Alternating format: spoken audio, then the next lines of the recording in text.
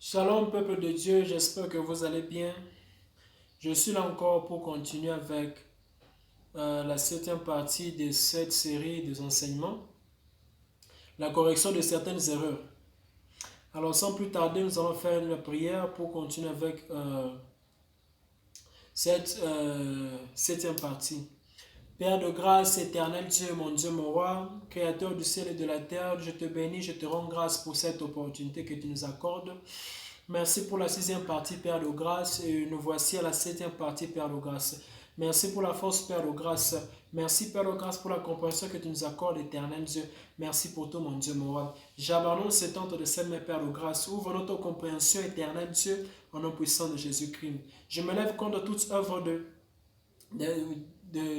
de confusion, Père de grâce, de distraction, Père de grâce, et toute mauvaise interprétation de ces temps, Père de grâce. Je bannis ces œuvres-là, Père de grâce, au nom puissant de Jésus-Christ. Soit l'alpha, soit l'oméga, Père de grâce, que je puisse diminuer, Père de grâce, et que je puisse continuer à diminuer, éternel Dieu, et que toi, tu puisses croître, Père de grâce, mon Dieu, mon roi. Et enfin, Père de grâce, éternel, m'utiliser comme un canal pour atteindre ton peuple, Père de grâce, au nom puissant de Jésus-Christ. Nous avons ainsi prié. Amen. Yes, oui, peuple de Dieu. Pour cette septième partie, il n'y a pas vraiment de sous-thème.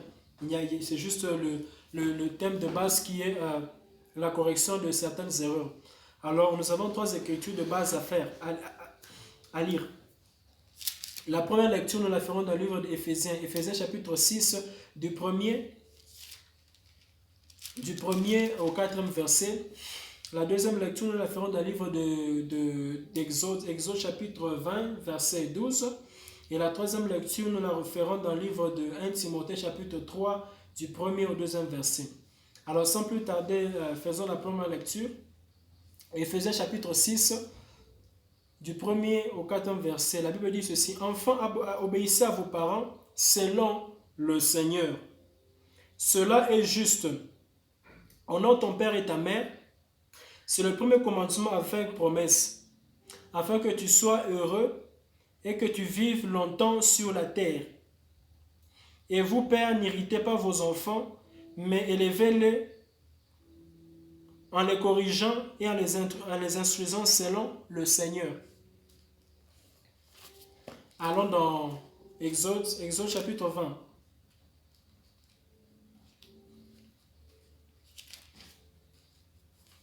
Exode chapitre 20, verset 12. Honore ton père et ta mère afin que tes jours se prolongent dans le pays que l'Éternel ton Dieu te donne. Dernière lecture dans le livre de 1 Timothée. 1 Timothée chapitre 3, du 1er au 2e verset. La Bible dit ceci: Cette parole est certaine. Si quelqu'un aspire à la charge d'évêque, il désire une œuvre excellente. Il faut donc que l'évêque soit irréprochable, mari d'une seule femme, sobre, considéré, réglé dans sa conduite, hospitalier, propre à l'enseignement. Parole du Seigneur.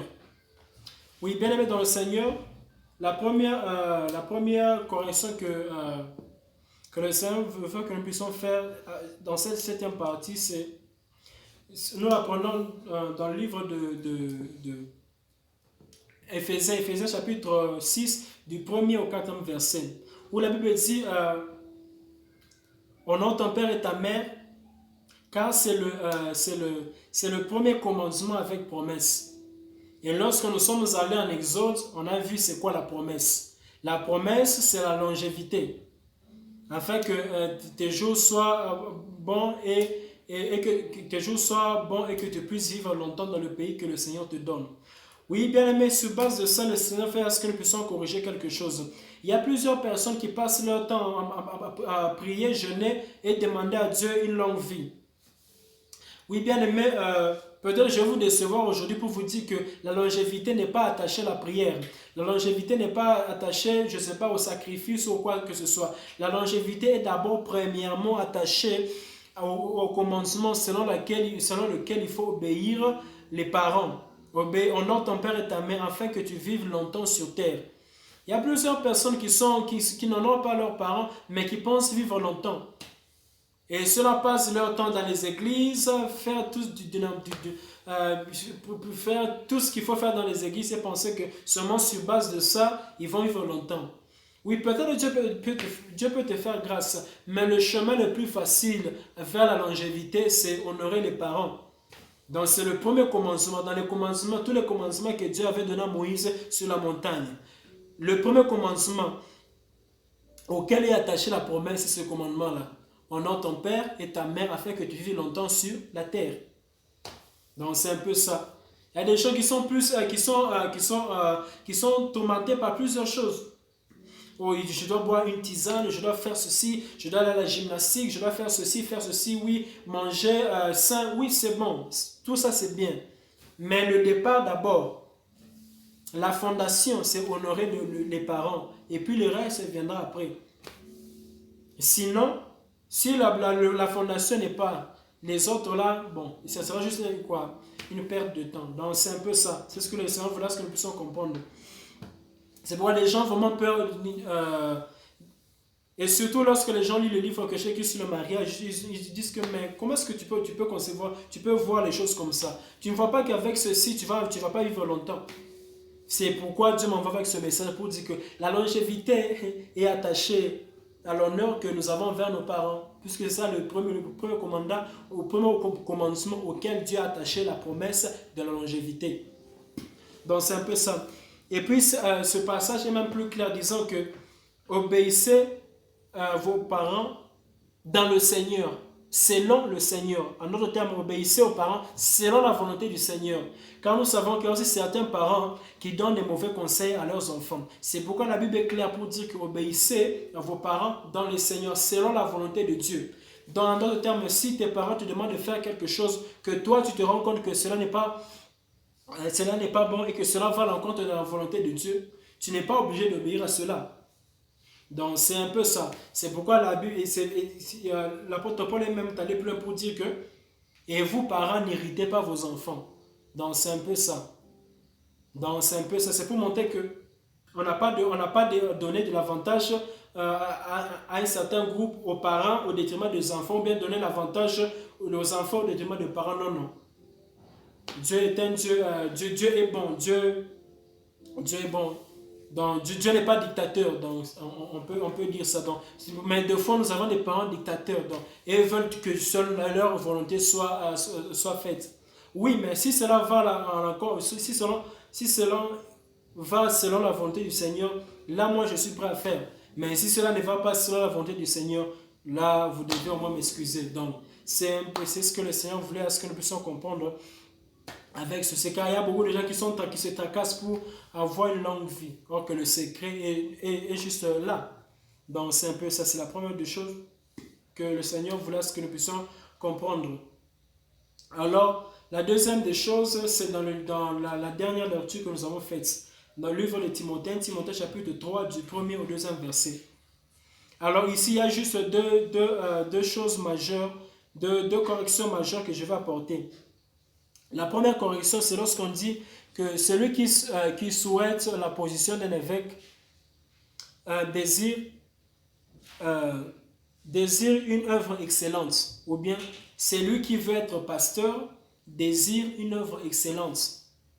Mais il se passe que des fois dans nos églises de ces jours ici, des fois tellement que je ne sais pas si nous comprenons les choses par mauvaise intention, bien nous comprenons les choses de façon à nous imposer sur les gens. C'est pourquoi nous allons nous rendre compte que des fois la Bible est mal interprétée dans nos églises. La Bible dit que celui qui désire être pasteur, il désire une bonne œuvre. Celui qui désire être pasteur. Désirer être pasteur et vouloir et désirer prêcher, c'est deux choses différentes. Car un pasteur, son travail n'est pas seulement de prêcher. Donc tu peux prêcher sans être un pasteur. Mais des fois, nous nous rendons compte que dans nos églises, de foi, les pasteurs, les grands pasteurs, là, les personnes qui sont déjà mariées, disent que okay, si tu veux prêcher, tu dois être marié. Ils disent aux jeunes que si tu veux prêcher, tu dois être marié. Or que ce n'est pas ça la condition. vouloir prêcher et vouloir être pasteur, c'est deux choses extrêmement différentes. Le pasteur prêche, mais le travail du pasteur, ce n'est pas seulement de prêcher. Donc tu peux être prédicateur sans être pasteur. Alors si le Seigneur voulait que nous puissions arrêter avec cette confusion-là.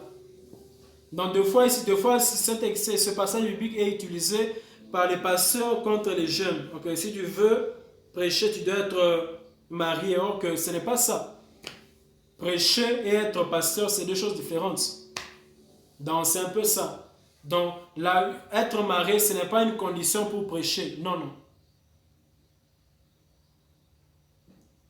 Être marié, c'est une condition pour être pasteur. Être marié n'est pas une condition pour être prêché. Car quand les gens vont en évangélisation, dans les marchés par-ci par-là, on ne va pas leur poser la question s'ils sont mariés ou pas. Donc c'est pourquoi c'est incorrect d'imposer cette condition aux gens, aux jeunes dans l'église. Donc c'est un peu ça. C'est la première des choses que le Seigneur voulait que nous puissions clarifier. Et la deuxième des choses, c'est dans le verset où on dit que l'évêque soit mari d'une seule femme. Oui, bien aimé dans le Seigneur, lorsque vous consultez les versions, les versions plus anciennes de la Bible, en l'occurrence, la version Semeur, la Bible dit que celui qui veut être bishop, celui qui veut être évêque, qu'il soit marié, point. Dans cette version, on dit qu'il soit marié d'une seule femme. Ça a été ajouté par après. Dans la Bible, il n'y a qu'un seul apôtre Paul. Alors, puisqu'il y a eu un seul apôtre Paul, je pense que les paroles de l'apôtre Paul devaient être conformes dans toutes les traductions de la Bible, dans toutes les versions. Alors, si les paroles ne sont pas conformes, c'est ce qui veut dire qu'il y a certaines choses qui ont été ajoutées et qui n'étaient pas dites par l'apôtre Paul. Par exemple, lorsque nous prenons la version Semeur, la Bible dit que celui qui veut être évêque ou bishop, qu'il soit marié, point.